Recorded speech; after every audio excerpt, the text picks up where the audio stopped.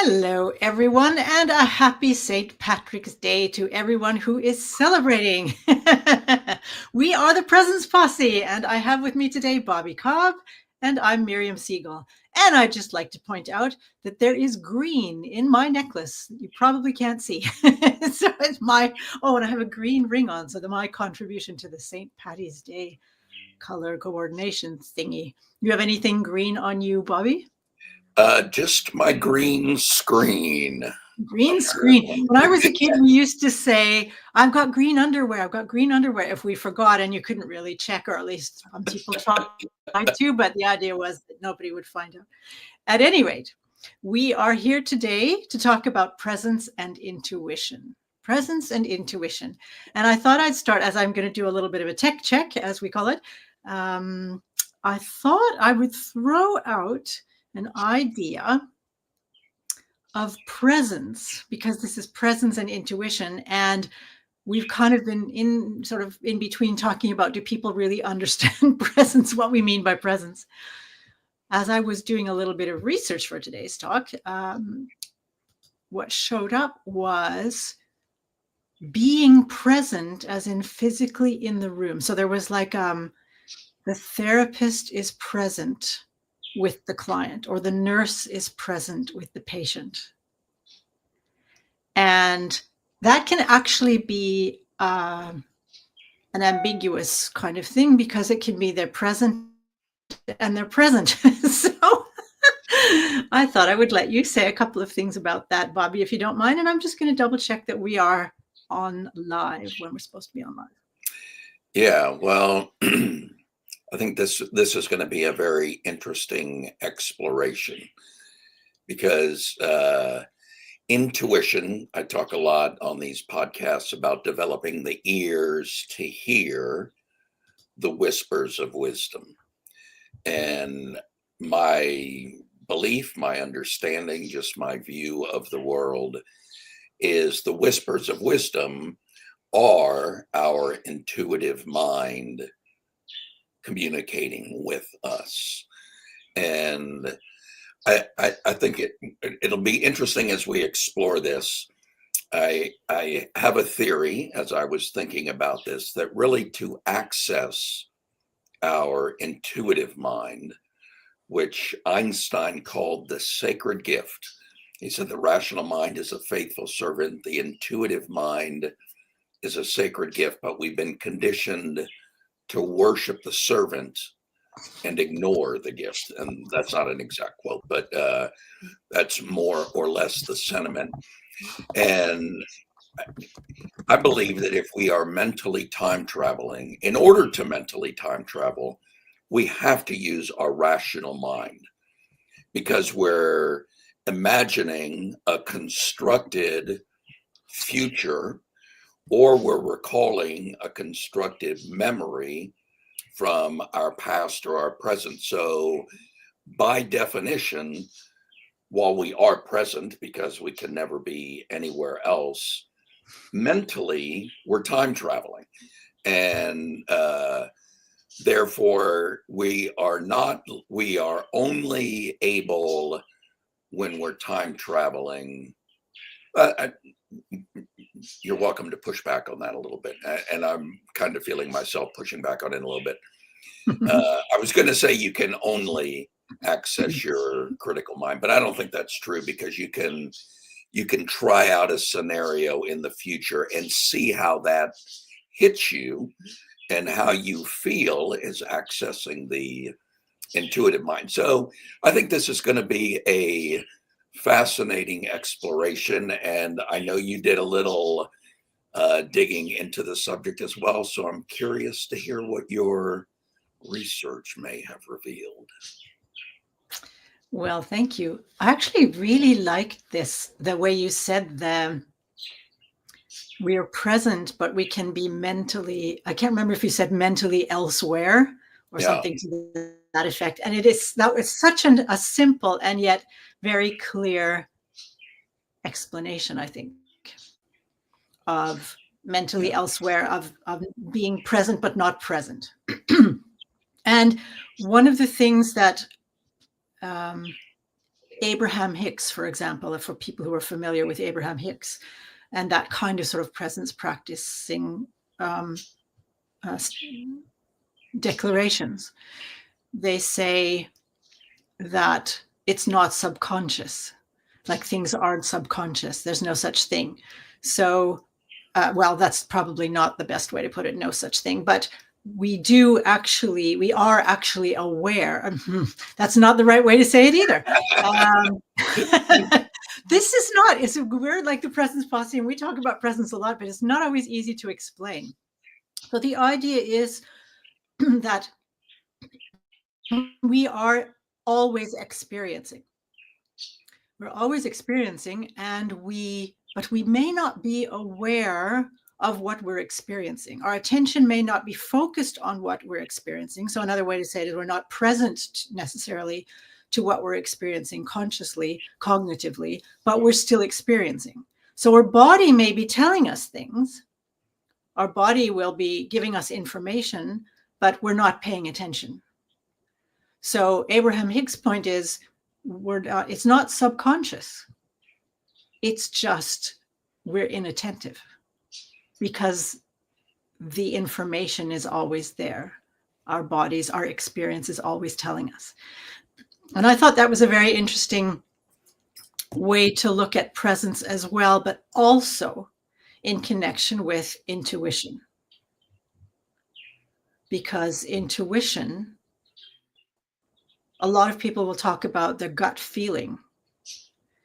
And my experience is that intuition isn't only gut feeling.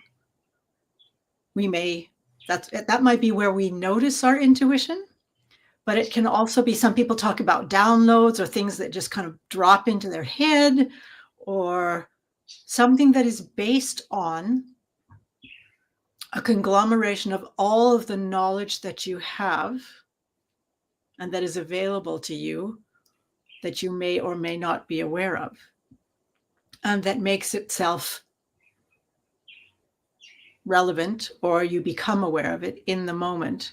And then we call that intuition, for example. So the idea is that we're always experiencing, though we may not be cognitively aware of it, it's still there. And then this intuition, where there's information that we may or may not be aware of in the moment, but it is there, and then suddenly we become aware of it. It becomes more available to us. So I throw that back at you, Bobby Cobb. Well, yeah, that to me sounds like you are, well, two things popped up to me. One is we are on kind of thin ice with regard to our ability to put these concepts into words, particularly when we're talking about intuition, because intuition typically shows up in feelings, perceptions, and sensations, not as much in like concrete, critical, rational ideas. So the intuitive mind, to me, it seems like we're getting into that realm that Rumi talks about in that famous poem about the field beyond the ideas of right doing and wrongdoing. And in that, he says, when the soul lays down in that grass, it feels just too full that words don't make sense anymore. Even the idea of you and I start to lose their meaning. And so getting into this realm is kind of, Michael Neal, another teacher, talks about pointing toward truth with a wand made of ice. And the closer that you get to the truth, the fire of the truth, the quicker that wand is melting. And I think one of the challenges is we are so conditioned to rely on our rational mind. You know, we're told to power through our emotions and suck it up and fake it until we make it. And that's basically guidance to ignore our intuitive hits that we get and just focus on the problem. So if you think of, our gut, trusting your gut, that can be like another mind, and our heart can be another mind. Some people say the longest journey in the world is the 12 or 14 inches from our head to our heart. And you can even look at infinite mind, or, from the idea of divine mind, or your soul, or Christ consciousness. All four of those can get you a little bit of a different feeling sometimes, and how those feel to us is tapping into the intuition. And if you think of an aha moment, that was the other thing that popped up with what you were saying, that a lot of times we'll be sitting there struggling with a problem, finally push away and go do anything else, something else, washing the dishes or taking a shower, petting your dog or your cat.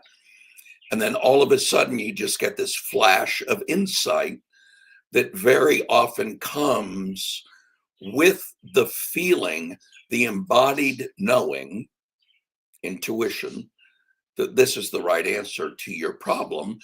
And our response to that is normally like, oh, of course, why didn't I think of that when I was sitting there thinking of the problem? So to me, like when I notice if I'm getting frustrated, or I'm getting vexed or anxious, oftentimes that'll be a cue to me to stop and go, okay, I'm likely overthinking this. I'm only thinking of what my head is doing, and I'll just do a quick check. How does this feel in my heart? How does this feel in my gut? And from the perspective of infinite mind, or divine I am, or the spiritual being that's having the human experience, how does this problem look to me? And it's not unusual that in those four checks, I get back four slightly different nuanced results. But I find that inquiry process brings me very much into the present moment. And, Einstein's quote, "The rational mind is a faithful servant," it's a really valuable tool. It will work unceasingly for us to resolve a problem, but we need to keep in mind that it's the chauffeur, it is the one that is occasionally driving the car, but it should be following the instructions that, the fuller part, the more present, the more intuitive part are giving it in terms of instructions. If that. Yeah. Um, Lovely. Yeah. I was thinking of, as I was listening to you, or what arose as I was listening to you, was I believe it's 12-step groups that talk about insanity. They have an expression: insanity is doing the same thing over and over again and expecting a different result. Yeah.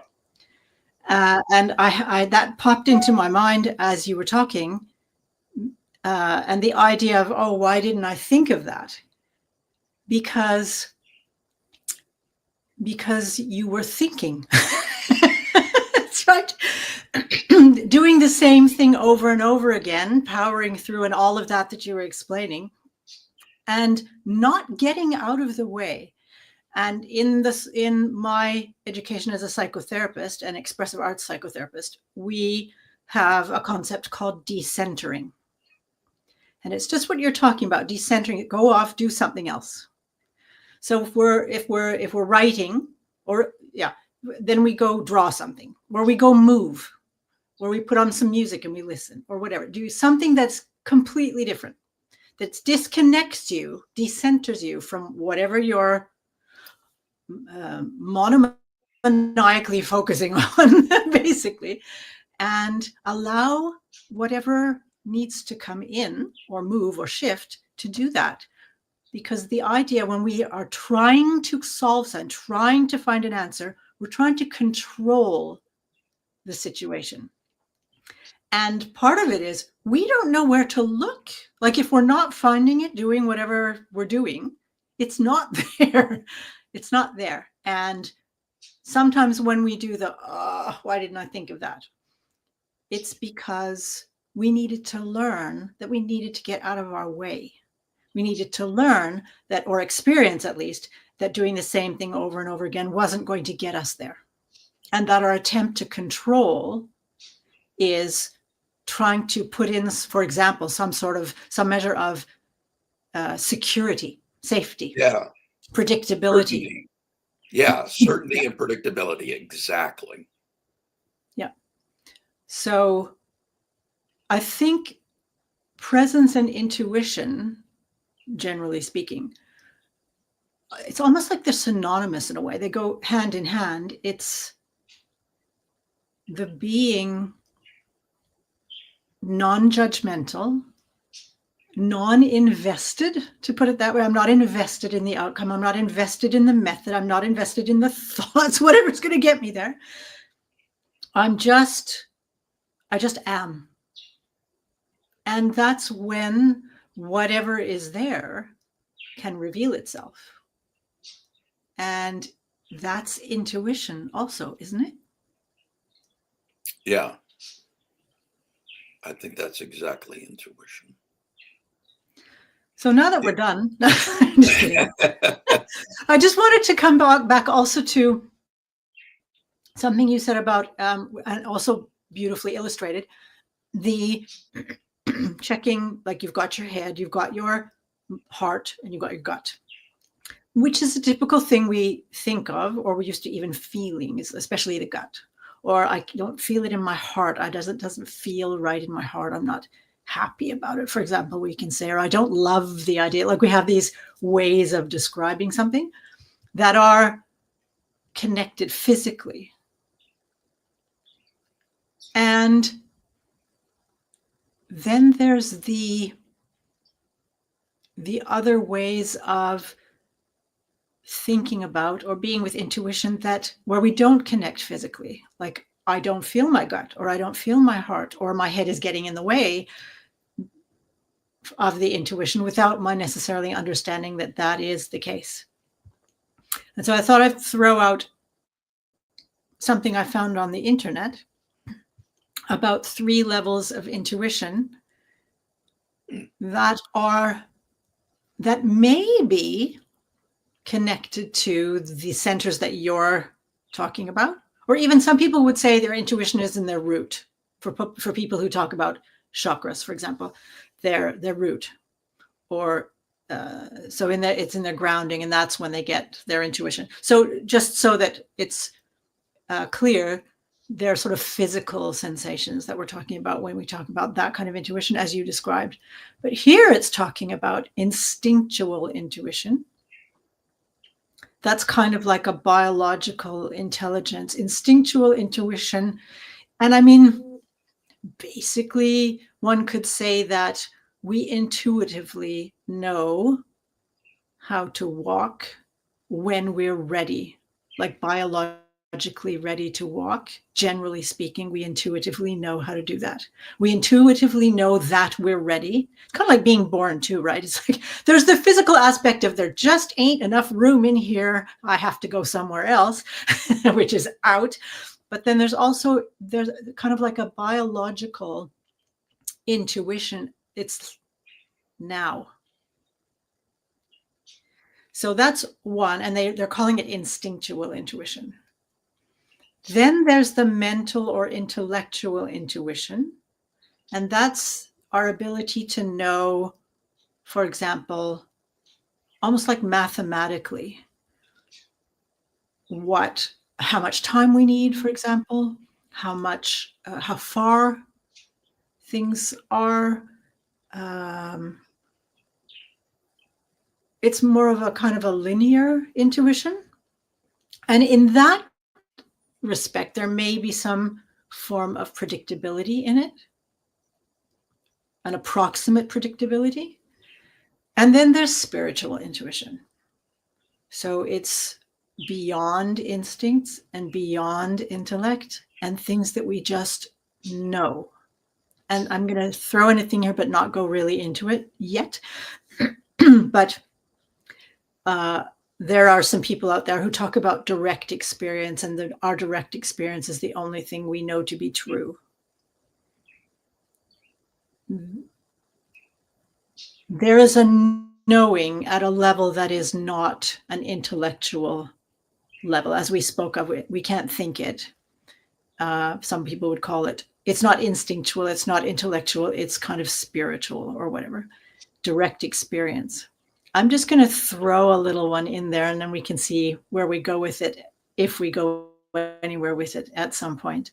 And that is, we interpret our direct experience. So in the moment we have a direct experience, there is some form of knowing, but that knowing, what is that? Is it intuition? Is it interpretation? Because how could it not be? Going from the experiential to the cognitive, for example. So I just thought I'd throw those out there just so that other people who are used to thinking about intuition could play a little bit. For those of you out there who don't necessarily see intuition as having a gut feeling or a heart feeling or a third eye feeling, for example. Want to play with those? Yeah. The first one, as you were describing that, what popped up to me was a scene from last summer. I was out camping with some friends, and we were camping kind of like on the edge of town, and we had walked into town into a bar that was playing some live music, and just listening to the music and dancing a little bit and having a good time. And I got tired, so I decided I was going to walk back. And most of the people stayed. I was walking back by myself. I didn't really know the area all that well, but I had a pretty good idea of where I was going. But I constantly had like this fleeting thought in the back of my mind: am I still on the right track? Have I taken a wrong turn? Have I gotten lost? And along the way, all of a sudden, and this was like, it was in the summer, so it was like daylight all the time. And this was about 2 o'clock in the morning, and it was kind of like a dusky, in between dusk and dawn sort of a feel to it. You could still see everything, but it wasn't like daylight. And I started to hear branches snapping in the woods on this path that I'm walking.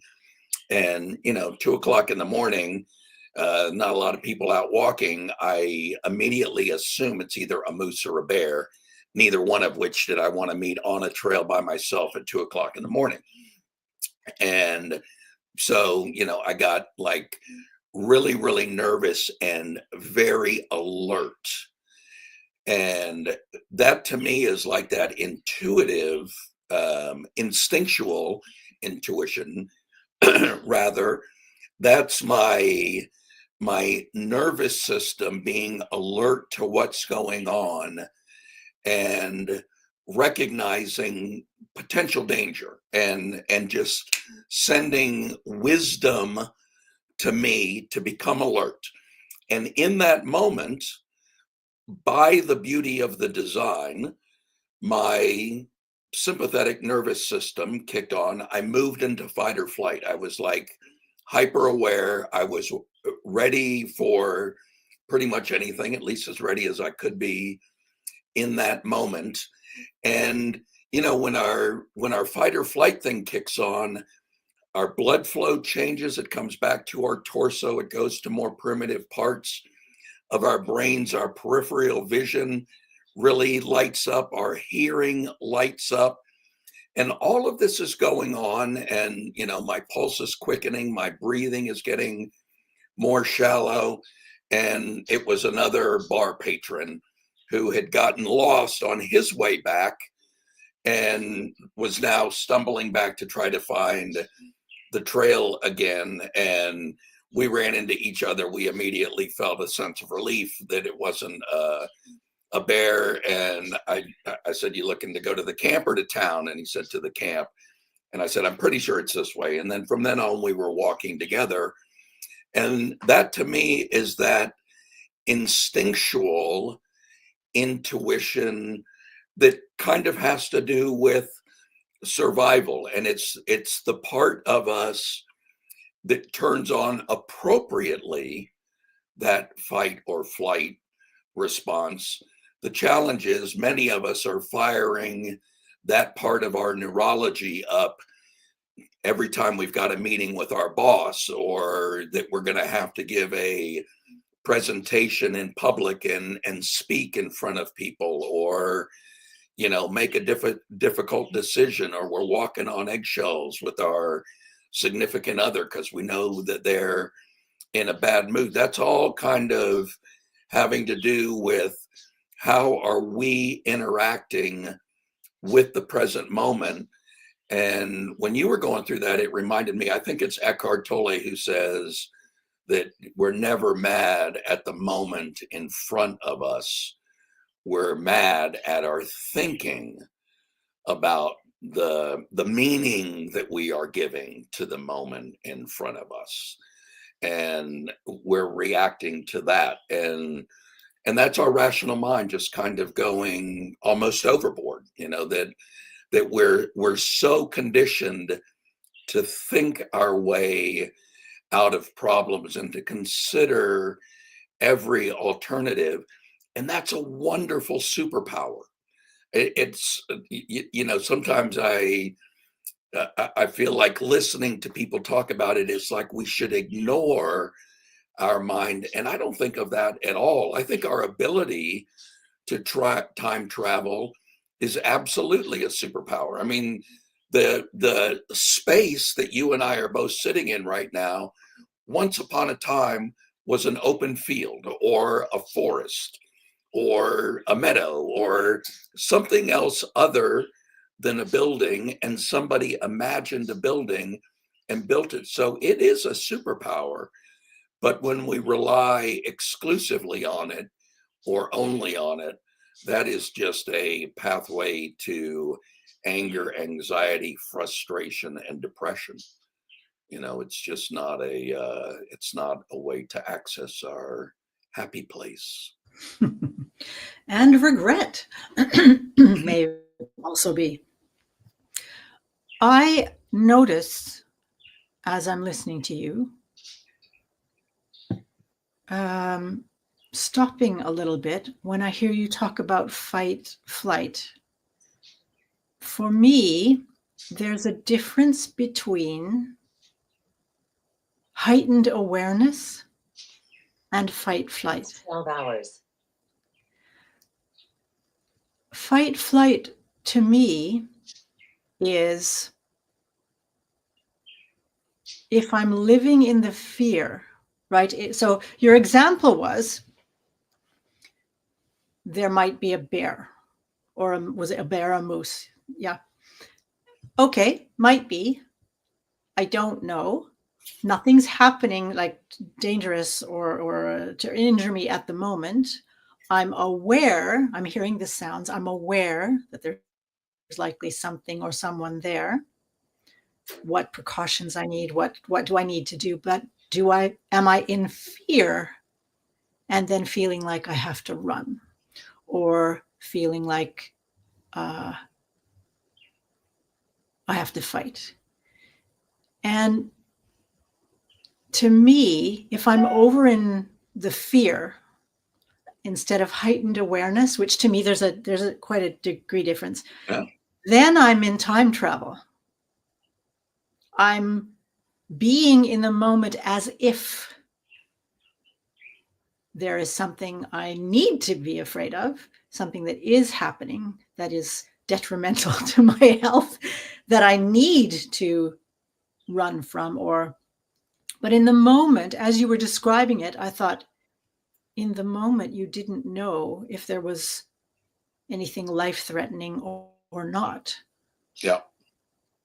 You knew there were sounds. So I just wanted to bring that because I'm not sure I would call that fight flight unless you are in the fear and reacting based on fear.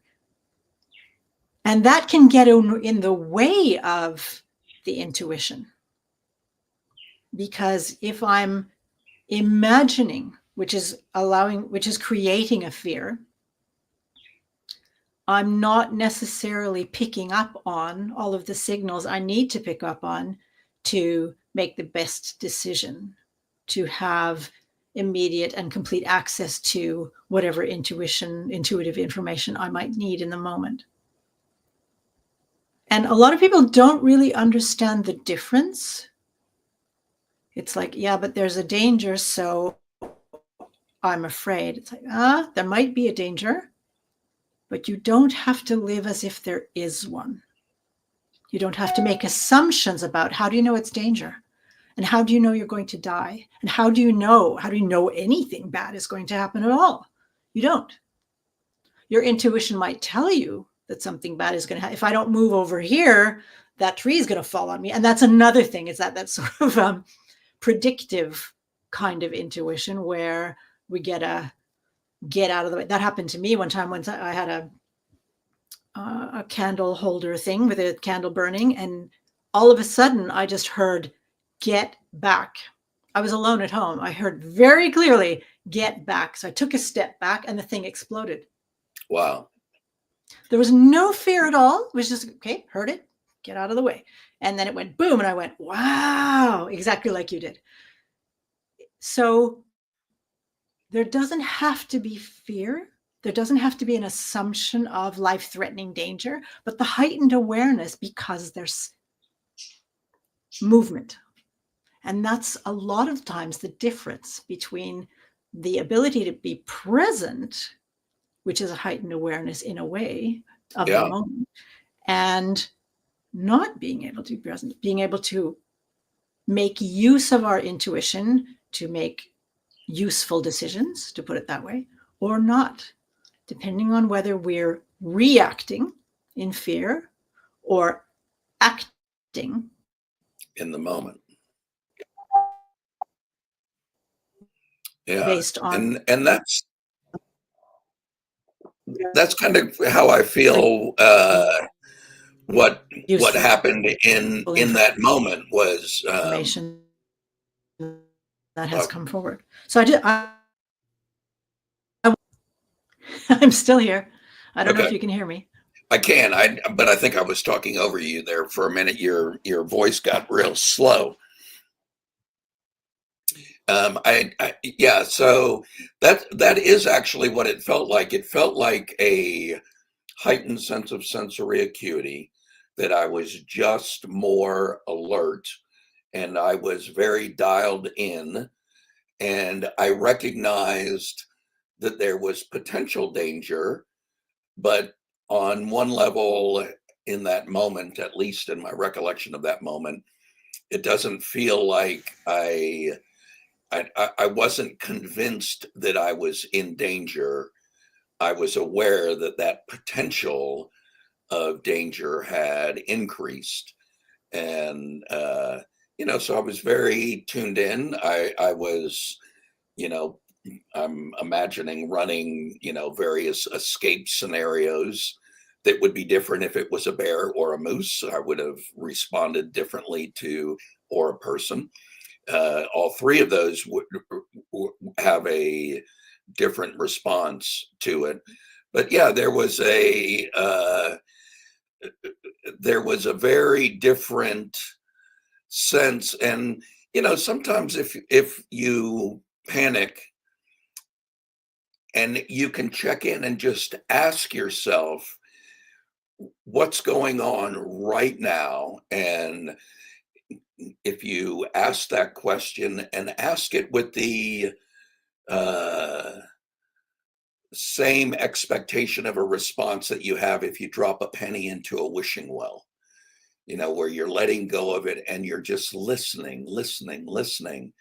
And then when it finally hits the water, you get the echo back, and that becomes your response. If we can experience panic in the moment and check in and say, what am I nervous about? And if we can see that what we're nervous about, well, I'm envisioning this worst case scenario that if A happens and B and C and D and E all happen, then I'm going to end up at F and I'm going to be effed. That's our mind projecting the worst case scenario forward. But if we analyze that and we get the answer back, well, I'm anxious because I'm envisioning a potential scenario that could unfold, and if it does, that could be bad. Then that has a very different energy, and just that realization can get you out of that fight or flight.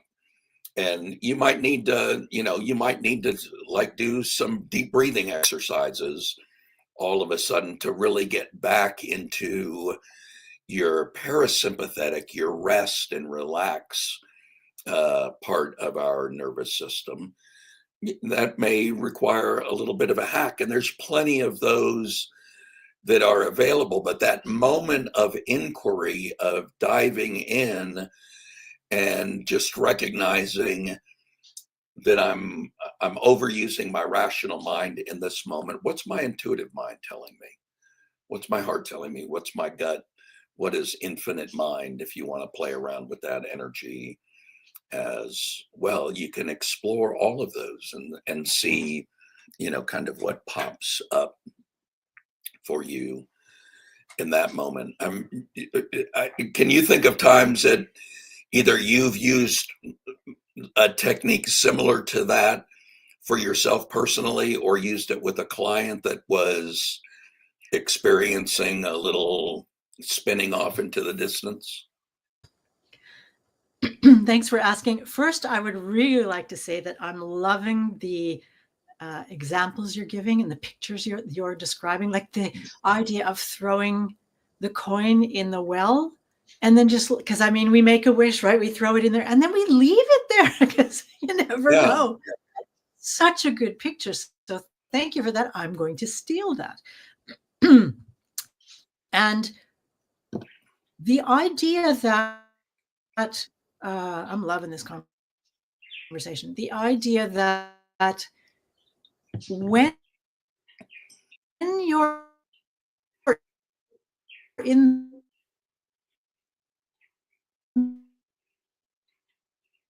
the woods, just to use that as an example, and you hear the sounds, say, a human, I may need to do that. And taking the information into consideration, like the knowing of, okay, this is one escape route, that's another escape route, that's another escape route, if I need it. So now I know that, and now I can just keep walking. Or is there anything else I need to do? Do I need to pick up a stick or a rock or whatever and just keep walking? I don't have to be terrified ever. Attentive is not the same. So I thought it was a really good example where you brought up that, well, there's going to be a difference if it's a bear or if it's a moose, for example, or if it's a person, depending on the intentions of the person. So the information can be useful to give us options as we are continuing on the journey until we have more information that clarifies the situation. When I work with people, it depends what their needs are and what their styles are.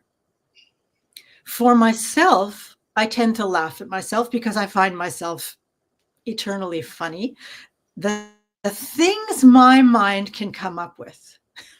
I mean, if I want to scare myself, I can do a great job. But even if I don't, like just the thoughts that show up or the interpretations that show up or assumptions I can make, and just looking at that, like, it's like, would you just get a load of the way my mind is just taken off in whatever direction it's going?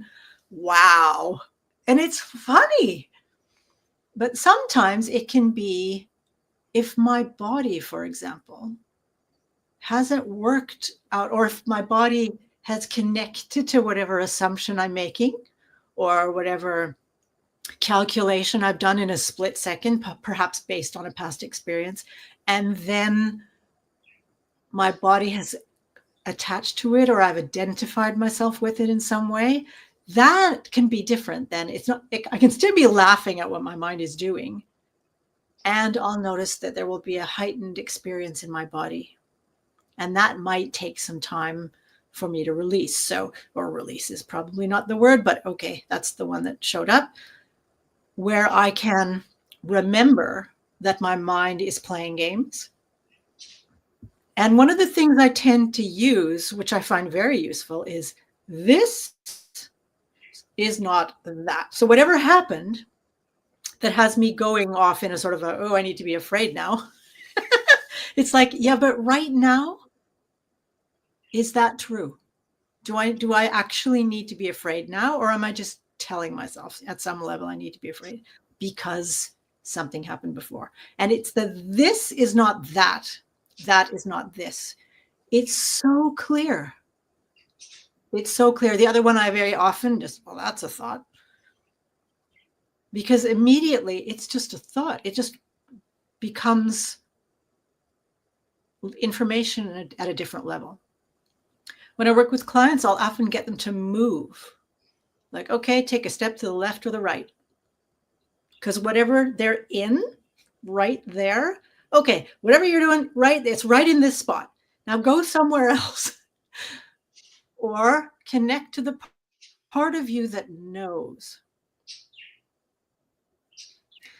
Because if somebody is spinning, their thoughts are spinning, and they're awakening their fear, or have awakened their fear, or their rage, or whatever it is, there's the obvious level of, well, how do you know that's the case? How do you know? And they'll be like, I know because it feels like that. No, that's an impression. That's not a knowing. So tell me again, how do you know? So sometimes I actually appeal to a cognitive layer, but it's based on their experience. And then it's like, okay, from that, go over there to where you actually know. Because you're no longer in it. You're observing it. You're witnessing it. Now tell me what you know. And they'll be like, oh, and very often, just in a second, they have a completely different experience. And then I make sure they know, look what you just did. Yeah. Look how much power you have over your own situation. Look what you just did. And the wow. And I love that because we have it all. Yeah. If we're not identifying, getting caught up in convincing ourselves that we have a reason to be afraid, that we actually are in danger, and that we're too weak to handle it. Because that's the worst one. It's, I can't handle this. I hear that a lot. I can't handle this, or I don't know what to do. Well, you do actually. It kind of helps if you don't tell yourself, I don't know what to do. You probably do. Or somebody will. Who can you talk to? Yeah. But if That's you, kind of like the answer, in a way, to your question. it seems to me, and I'm interested in your take on this because this is more your area of expertise than mine, but it seems like to get into the space where we are in a state of like conditioned helplessness, to where we just feel like I have no options, I'm just totally screwed in this scenario. In order to do that, we have to have time traveled out into the future. We've imagined, in all likelihood, a worst case scenario, which is both our, it's a very debilitating skill that we've got, and it's a superpower. At the same time, it is both of those because it can get us totally and completely stuck, and it can help us prepare for a really potentially unfortunate scenario. So, it's both a superpower, and asking questions like you suggested of, Do you know that that's true? Can you envision anything else that's going to happen? And like mentally, if I was working through that through a client, I would just admit, yeah, that is a potential scenario that could happen. It might even be the most likely scenario, but is it the only one? And just creating that space oftentimes is enough to end the fixation. And to end the fixation, you've got to come back to the present moment. Yeah. And to access, that state of learned helplessness. It feels like that we're in a cocoon that will not allow insight to penetrate it. Like we're in this worst case scenario bunker, and we don't see anything else that is going to happen. In order to consider that, we've got to come back to the present and say, what else could happen? What would have to happen for that scenario to be now implausible? Mm. Well, if I got an influx of cash, then that's not going to be a problem anymore. Okay, so now you can start to look, well, where does that influx potentially come from? And now you're beginning to create the room for possibility, the room for insight, the room for intuition and aha moments. But to do that, we've got to be present. And the good news is we can always return to the present moment. And to me, the easiest way is just focusing on our breath. It's the easiest thing. We supposedly breathe 20 to 25,000 breaths a day, according to the people that count those things. And the vast majority of them, we don't give any conscious thought to at all, but we can all do it right now. You can just decide, I'm just going to inhale a little bit more deeply, exhale a little bit more fully. And in order to do that, you've got to be present. You've got to be paying attention. And you can do something as simple as counting your inhalation. Breathe in for 6, breathe out for 12. And then all of a sudden, that's going to start bringing you back to the present moment. And it may only create just like a little glimmer of space, but sometimes that little glimmer is all you need. And that creates the room to slow down the mental tachometer a little bit, kind of downshift and get more into a cruising speed instead of, having the tachometer all the way over to the full I thing. love that. Oh, you're so good with pictures. I started thinking about this as you were talking about breathing. I like to, if I'm going to get somebody to breathe, I like to add, while you're breathing, while you're focusing on your breathing, focus on where you feel it in your body. And sometimes it's like, notice the temperature of the air going in through your nostrils and the temperature of the air going out. Notice the movement of the air going in through your nostrils and the movement of the air going out. And if it's too high, but it's a good place to start for people who are stuck in their head, try to get them down to their gut or whatever. That's a long way to go. So nostrils are pretty good for that. But sooner or later, it's like, notice the movement of your abdomen, for example, or your rib cage. Is it going out when it's going out and when it's going in? Maybe you want to try exaggerating that movement. So getting them to do something where they're in control of the movement. So when you inhale, how wide does your rib cage to go out? Can you make it even wider? Make it into a game? And then, or how long does it take? How slow can you exhale? There's lots of ways to play with it that help people get back to presence. For those who are willing and able, because sometimes people are pretty far out, and it's just the way it is at the moment. That's where their skill level is. They are not able to easily come back. And there are other things you do then. And sometimes they're not willing, because sometimes we do things because we want attention, Yeah. for example. And it's like, if I'm going to give you instructions on breathing or whatever it is, and you are not willing, I can say whatever I want. You don't want it. You don't want it. I tend to ask if someone is bringing a perspective, like this is happening, I need to be afraid, whatever. It's like, are you willing to hear another perspective?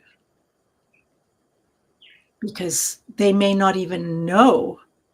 But we get really focused sometimes, like may not even have considered there is another possibility, especially if it's based on past and it's been something that's repetitive. It's like, nope, it's going to go this way. It's going to go this way. It's like, what if it doesn't have to? And I'm actually going to use myself as an example, if you don't mind. Not at all. And maybe even if you do. When I was young, I don't remember how old I was. I think I was a young teenager, swimming with my friends. And there were some people I didn't know. They were friends of friends. And this guy decided that he was going to dunk me underwater. And the timing was really bad because he dunked me. It was not a very smart thing to do anyway, but he shoved me under just as I was inhaling, because I had run out of breath. So I came up to inhale, right? And he went and pushed me back down. So I was almost empty when I went under again. And I was fighting like a maniac, trying to get back up above the water, of course, because I needed to breathe. And he's holding me down and he's holding me down. And I just, again, intuition, being present, thought, or it came to me, let go. So I just let go, stop fighting. And of course, he's pushing me down. So I went farther down. And then I pretended I was dead. I just went really limp, scared the living daylights out of the guy. He let go. Well, I don't know how scared he was, but he noticed anyway that, okay, there's no more fight in her and she's gotten all soggy. I'm going to let go. And then I came up and I could breathe. And then I went away. I stayed away from the guy because obviously not the smartest, what would you say? Not the sharpest tack in Sharpest knife in the drawer. Yeah. Right. So, or whatever. I mean, a young person, teenagers, what do they know? Right. So, but that was one of those things where my impulse was to fight, of course, to get air. And then the seemingly unnatural thing to do was to not fight. But it made perfect sense as soon as it hit me. And when I did it, it worked. In another situation, and this has actually happened to me twice, I was being held down by, in the first case, in the one case I'm thinking of, by a group of people that would not let me go. And in another case, a man who was holding me down and he would not let me go. And I was screaming blue murder, absolutely fighting as hard as I can. There was no way I was stronger than, I think it was about 8 people, or even him. He was way stronger than me. There was no way. Like, I'm pretty strong. I couldn't beat them. And I think the good expression is beside myself. I was so freaked out and just screaming and fighting and fighting and fighting until I didn't have any fight left. And afterwards, it makes sense, right? If somebody's holding you down and you're trying to get back up and you're going to fight and fight and fight and fight. And it wasn't, we'll put it this way. It was not painless. I mean, why would I fight?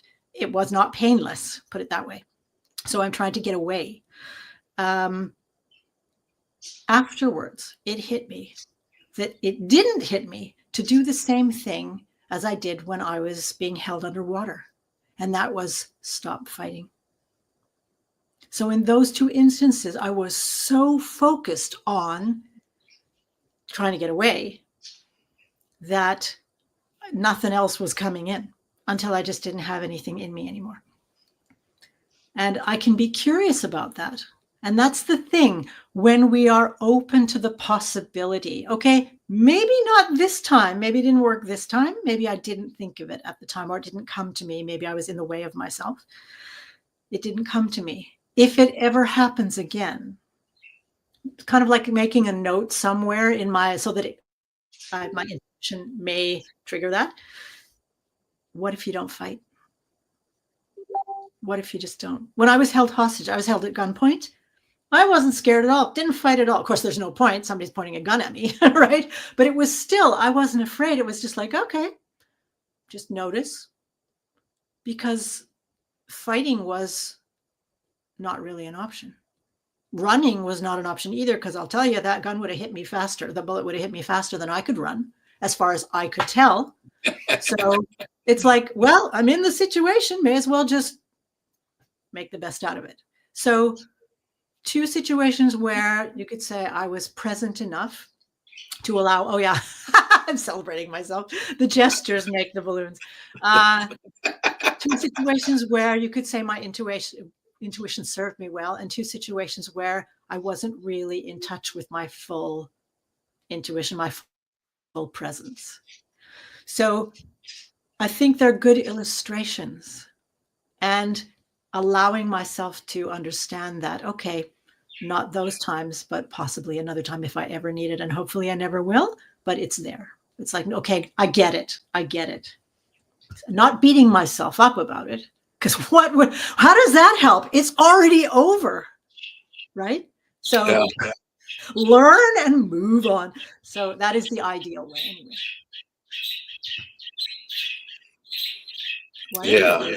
Having the giving yourself the grace to pause and say, what is really going on here? And what do I do? And I remember one time I was caught in a rip current in the ocean. I was being pulled out. I didn't actually realize that it was happening in the moment. I didn't really feel that I was in this current that was pulling me out, but there were condos on the beach where I was. And I began to notice the condos were getting harder and harder to see. You know, I could only see like the top 4 floors, and then I couldn't see any, you know, and I wasn't seeing like the whole beach. And very much panic arose in me. And, you know, I thought, oh my God, I'm in a rip current. I'm going to die. I'm getting swept out to sea. I'm going to get eaten by a shark. I mean, all these scenarios are just kind of unfolding, but there was just enough presence there that I remember a sign that I've seen thousands of times because it's on every beach in America. If you're ever caught in a rip current, swim parallel to the beach. You know, don't try to fight the current, go sideways. And I did that for a while, and I could tell when I got out of the rip current, and then I started swimming back in, and I was pretty far out, but I would catch a wave, and the waves told me which way the beach was. And it took a while. I mean, I was out there for 30 or 45 minutes once I figured out what was going wrong. And I was exhausted, and I had a long walk to get back again.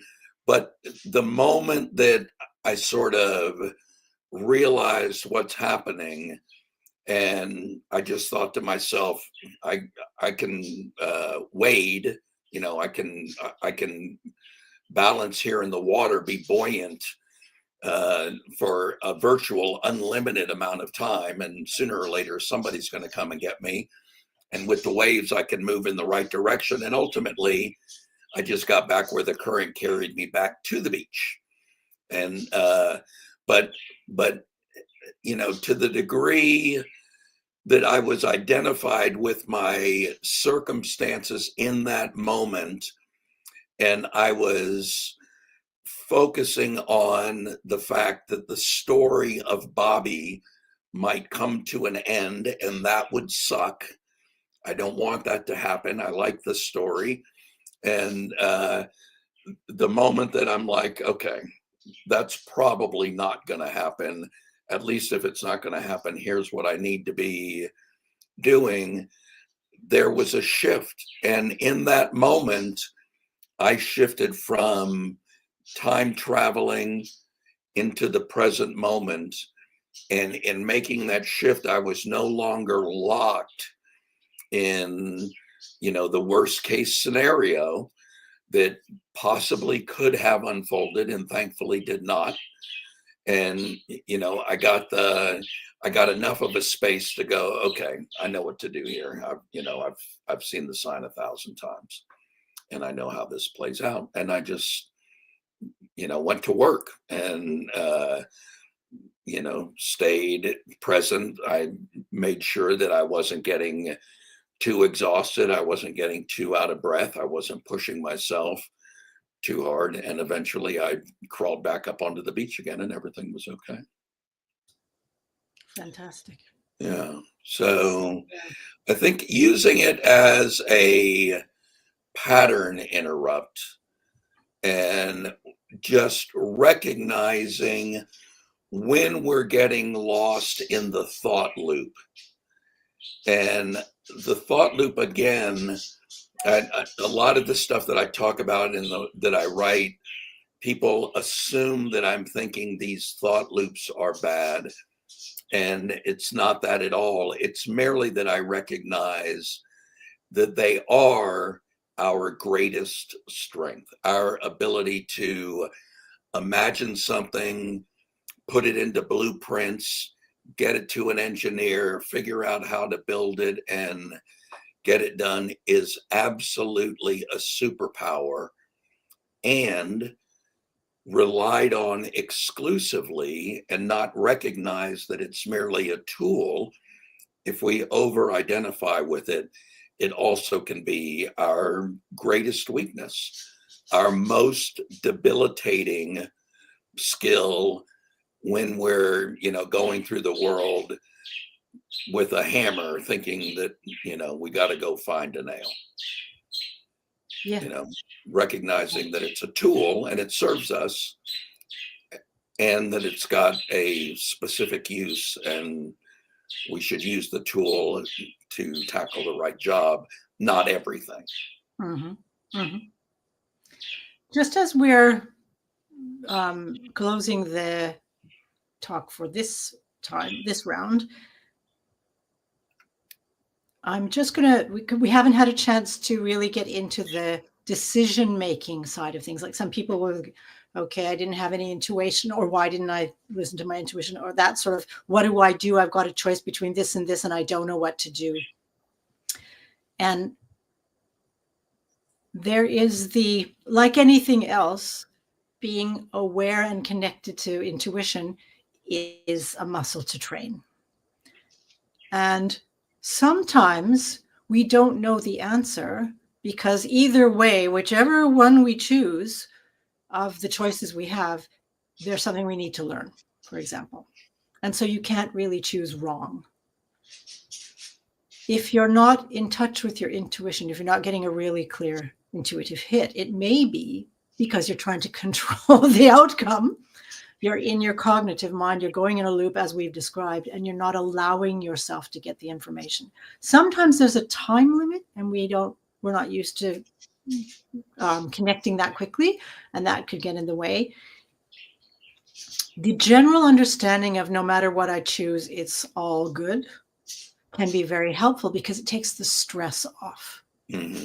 If I think I have to have the right answer, that can put a lot of stress on the situation, and that can make it a little bit difficult or more difficult to put it that way, intuitively pick up on what you need to know.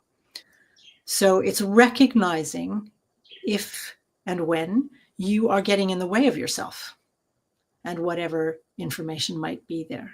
And not to criticize yourself, not to judge yourself. Again, the present moment is non-judgmental. It just is what it is.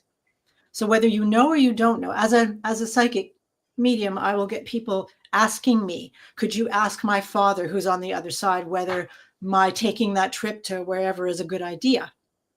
And I'll be sitting there going, why are you asking him? Right? It's like, that's your decision, isn't it? So what's actually getting in the way? So there'll be that kind of thing that shows up. Sometimes it's, again, if we've been taught or conditioned to not trust ourselves, not listen to our intuition, not believe that we can handle things, then it's natural to be looking outside ourselves for the answers. The challenge is often then, as we're looking outside of ourselves for the answers, we won't find them, or they may be more difficult to find because the answers are actually in here. So it's like, what does Fred call it? Personal undevelopment. It's like unconditioning. I'm learning to let go of the conditioning so that you can come back to now and who you really are and what is really happening right now. And the information is there. And trust that if you're not getting it, that's also right. So I just thought I'd throw in that at the end because we haven't really touched on it and we don't have any more time. Yeah. I like that. And one thing that I just want to add to it in 30 seconds is giving ourselves the grace to recognize that we're always going to do the very best that we can based on the resources that we can get access to in the moment. And, looking back at something and saying, here's what I did in that situation. And now knowing what I know, I could see there was a better play that I could have made than the one that I did. But in the moment, that didn't occur to me. And so I went with what seemed like the best thing in that moment. And in the rearview mirror, that wasn't actually that good. Just merely giving yourself that grace and operating on the assumption that we're always going to do the best we can with the resources that we can get access to in the moment. And then it becomes a judgment of not were we right or were we wrong? Were we good or were we bad? But did we have access to knowledge that was helpful or not? Mm-hmm. And we can do that with others too. If somebody does something that could be perceived as an affront to us, and we recognize that, oh, that person's got a lot on their mind and they're really very stressed out and they're probably not very resourceful, and I know that I'm not getting their very best reaction, and giving them a little bit of grace too. It's wax on the skis to make the path a whole lot smoother. And sometimes, I occasionally will get an idea, an inkling of what I should be doing, and I will simultaneously think to myself, that's not the answer. That's not going to get it done. And at the same time, I'm thinking, but I cannot think of anything better than that right now. So if you're finding yourself in that point, recognizing that you have two options, you can take a step down that path and see what, if anything else, shows up. Or you can give yourself permission to let the idea just steep a little bit, marinate a little, and see if something else comes up, which is like the invitation for the aha moment.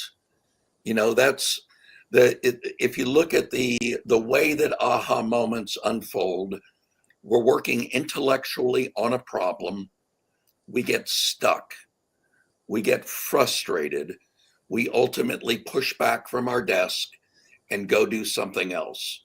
Take a bath, walk in nature, wash the dog, wash the dishes, pet the cat, do something like that. And in doing that and just releasing the grip that we have on that problem, sometimes there's a space, a flash of insight comes in, and that aha moment arrives with the knowing. Aha! Why didn't I think of that before? Yeah. Well, it wasn't there. And it was because I was overthinking and I was over relying on Einstein's faithful servant. And I just needed to get present, give myself a little grace, and allow the space to unfold for the insight to occur. And I'm going to throw a little thing in there just quickly, and that is when you go to wash the dog or you wash the dishes or whatever you're doing as a decentering, as I mentioned earlier, don't keep thinking Yeah. on the problem. It's like decenter, detach your mind and your Yeah. need to know and your need to solve from that situation. It's like moving from a different, like I mentioned earlier as well, you're standing here, you got this huge whatever, move somewhere else and be the witness of it. Just let it go. Go Yeah. wash the dog and be present with the dog. Go wash Yeah. the dishes, be present with the dishes. And don't bring whatever the challenge is with you and try and work it out while you're pretending that you're doing something else when you're really still churning away in your head. So I just thought I would add that. Actually decenter your mind as well as moving your body and Yeah. your activity to something else. That is no doubt an essential key, and another good reason to focus on our breath, because that's always a way to enter back into presence. And normally, if we're frustrated and you do check in with your breath, you're going to notice it's very shallow. It's very, non-diaphragmic, if that's a word, if I'm using that word correctly. It's not a deep, full breath.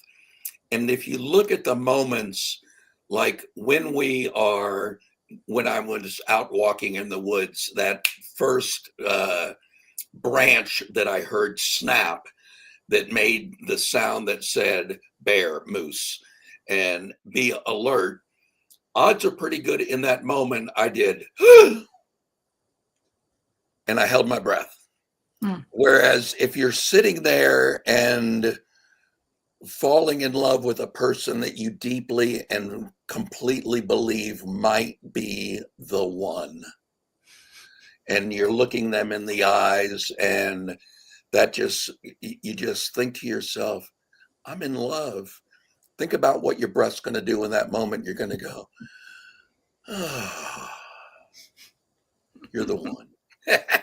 That's a great picture. Thank And you very much, Bobby. yeah, it's just it's a wonderfully conveniently available life hack to bring you back into the moment, to create stress and allow the intuitive flow of knowing to just start to pick up again.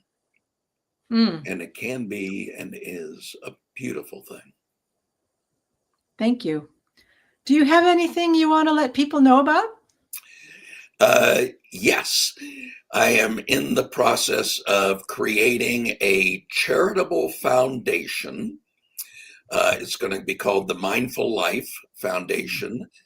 We are going to be dedicated to eradicating chronic mental stress, which I believe is either the main cause or a significant contributing factor to all of the dis-ease and illness that is pervasive in our world. So I'm going to be in the lab for the next couple of weeks, and hopefully by the early part of April, I'll be rolling that out. And it's going to be a community of people that we're going to focus on techniques and mindfulness. And it's also going to be a way that I can train other people in the things that we talk about on this podcast every single week. My ultimate goal is to have an army of mindfulness champions in any organization of any size, be it a school, a police department, a fire department, a hospital, a corporation, a government agency, city hall. I hope and imagine and envision a day where there will be mindfulness champions teaching these principles to everybody. I think they're as important as personal hygiene and financial responsibility and showing up on time. So, how about you, Miriam? What do you have going on? I know you've got a new class or an old class that you're redoing again in a new way for the first time. Thank you.